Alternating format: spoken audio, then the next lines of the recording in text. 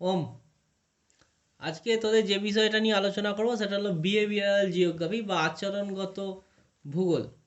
প্রথমেই একটা কথা বলি, খুব অল্প সময়ের মধ্যে আলোচনা করছি, কারণ বিশেষ বড় ভিডিও করলে যেতে সমস্যা হচ্ছে, তাই 5 মিনিট 7 মিনিট এভাবে ছাড়বার চেষ্টা করছি।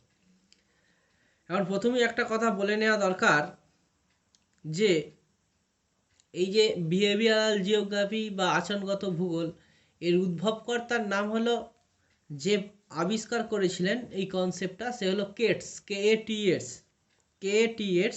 এবং পরবর্তীকালে এই কেটসের after the Keats Julian Wolpert OLPRT এই বিষয়টাকে আরও ত্বরান্বিত করে, মানে ফার্স্টলি সেটাকে আরও নিয়ে যায়।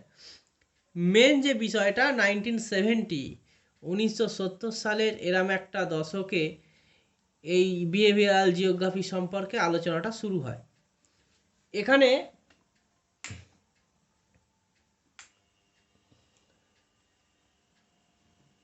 মেন যে বিষয়গুলো সম্পর্কে একটু আলোচনা করা দরকার, বৈশিষ্ট্যগুলো সম্পর্কে আমি একটু বলে দিই। জাস্ট 1 নম্বর বৈশিষ্ট্য বলছে, কোনো একটি শাস্ত্রের ক্ষেত্রে সীমাবদ্ধ না থেকে সমাজবিজ্ঞানের নানান শাখার সাথে মিশ্রণ এবং তার ফলে উদ্ভূত পরিস্থিতির পর্যালোচনা করা। মানে behavioural geography does not attach with a single phase, attach with a single logic. It is the combination of the all logic of the society, সমস্ত সোসাইটির লজিকগুলোর মধ্যে ঢুকে আছে। 2 নম্বর যে পয়েন্ট, গোষ্ঠী বা সংগঠনের উপর জোর না দিয়ে ব্যক্তির অন্তর্নিহিত সমীক্ষা করা একান্ত প্রয়োজন। মানে মাস কমিউনিকেশনকে ট্রেস না দিয়ে পার্সোনাল ভিউটার উপর গুরুত্ব দেওয়া দরকার। এখন যেমন এই করোনা স্পেশাল চলছে, করোনা স্পেশালে যেমন গোষ্ঠীর উপর বা মাসের উপর গুরুত্ব দেওয়া হচ্ছে, কিন্তু বিহেভিয়ারাল জিওগ্রাফিতে মাসের উপর কোনো গুরুত্ব দেওয়া না, মাস মিডিয়ার উপর কোনো গুরুত্ব দেওয়া হচ্ছে না।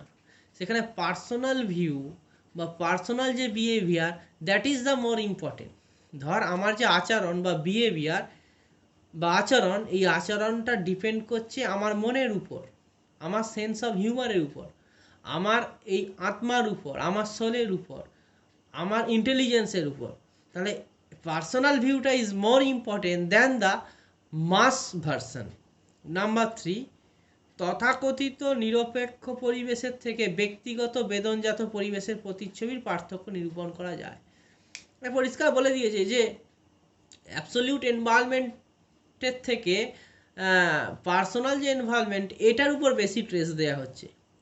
মানুষ এবং পরিবেশের পারস্পরিক ক্রিয়া প্রতিক্রিয়া, যেখানে মানুষ এবং তার পরিবেশের পরিবর্তিত রূপ দেয়, আবার সেই সাথে নিজে বদলে যায়, সমীক্ষা করে। বলছে human beings are generally change with the atmosphere.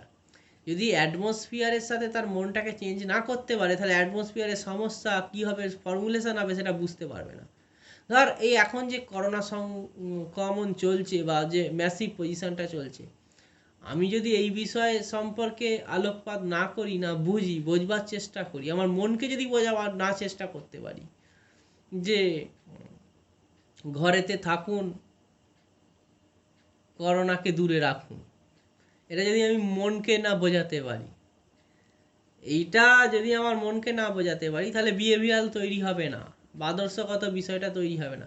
তাই মনকে বোঝানো এটা বহুত প্রয়োজন।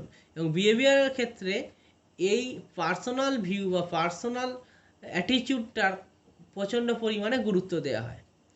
এবং নাম্বার 3 যেটা, কোনো নির্দিষ্ট অঞ্চলের 5, কোনো নির্দিষ্ট অঞ্চলের বাহ্যিক সমীক্ষার সাথে সাথে সেই অঞ্চলে বসবাসকারী মানুষজনের আচরণগত সরাসরি সমীক্ষা করা একান্ত প্রয়োজন। এবং প্রত্যেকটা এলাকা ওয়াইজ তাদের যে বিহেভিয়ার বা মানসিকতা আছে, তার উপর এক্সপ্লেনেশন করা, মানে explanation on the behaviour of a particular area. এখানে এইটা মোটামুটি মেন থিম।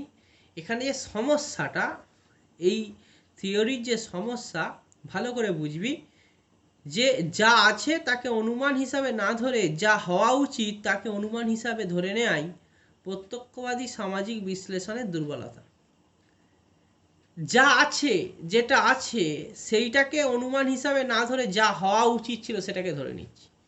ধর এখন বর্তমান পরিস্থিতিতে সারা ভারতবর্ষে প্রায় 1300 মতো লোক আক্রান্ত, বেশ কিছু লোক সুস্থ হয়ে বাড়ি ফিরে এসছে, প্রায় 30-32টা লোক মারা গেছে। ওয়েস্ট বেঙ্গলে প্রায় 29 মতো আক্রান্ত, 3 জন মারা গেছে, 3 জন সুস্থ হয়ে এসছে। দ্যাট ইজ দ্য অনুমান বা অ্যাজামশান, এটা আছে, মানে এটা প্লাস মাইনাস হতে পারে, এইটা আছে, এটা আমাদের অ্যাজামশান।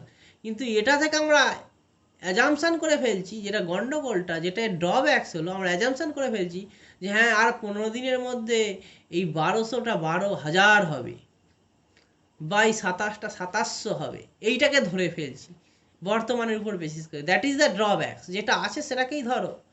এবং আমার মনটা ক্ল্যারিফিকেশান সবচেয়ে বেশি প্রয়োজন। আমার বিহেভিয়ারটা ঠিক যদি না হয়, তাহলে আমি সঠিক সলিউশন করতে পারবো না এবং সঠিক সায়েন্স প্রয়োগ করতে পারবো না, যেটা কিন্তু বর্তমান প্রজন্মকে একটা ভবিষ্যতে এগোবার ক্ষেত্রে দূরে ঠেলতে বাধ্য করবে। তাই সঠিক সিদ্ধান্ত, সঠিক ফর্মুলেশান এবং ঠিক বিষয়টা জানা এখানে খুবই প্রয়োজন। মানে আমার মনটা, বিহেভিয়ারটা যেন গুড ইন ক্যারেক্টার হয়, সাইন্টিফিক হয় এবং রেকটিফিকেশান হয় এবং অথেন্টিক হয়, এইটা মনে রাখতে হবে।